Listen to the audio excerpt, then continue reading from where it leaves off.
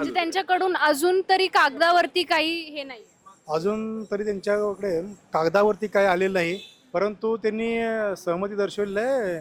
माजी विरोधी नाना काटे यांच्या आणि या विभागाचे सागरजी कोकणे, नगरसेवक सागर कोकणे आणि दीपकजी जाधव आणि जे कटारियांचा मुलगा मनीष कटारिया, हां, या आणि सर्व आमची जे लोक यांच्या समोर यांनी सहमती दर्शवलेली आहे. परंतु जोपर्यंत आमच्या हातामध्ये काही येत नाही तोपर्यंत आमचं आंदोलन हे सुरूच राहणार आहे. आणि अजून बऱ्याचशा मागण्या, आमच्या जवळ 40 मागण्या होत्या, त्यातल्या 6-7 मुद्द्यावरती सहमती झालेली आहे. आणि हे झाल्याशिवाय आम्ही आमचं आंदोलन थांबवणार नाही. कारण त्यांनी आमचा जवळजवळ 100 कोटीचा FSI वापरला आणि त्याही मुद्द्यावरून चर्चा होणार आहे. जर अजून सुद्धा समजा 10-12 दिवसांनी का होईना जर त्यांच्याकडनं काहीच भूमिका घेण्यात आली नाही तर काय पुढचं पाऊल असेल? जर त्यांनी या 10 दिवसामध्ये काम काय नाही चालू केलं तर हे आमचं आंदोलन अधिक तीव्र होईल.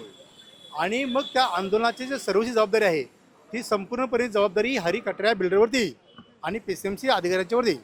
आणखीन घडामोडी जाणून घेण्यासाठी पाहत रहा पिंपरी चिंचवड न्यूज. सोबतच आमच्या फेसबुक आणि इंस्टाग्राम चॅनलला फॉलो करायला विसरू नका. तसेच यूट्यूब चॅनलला सबस्क्राईब करायला विसरू नका.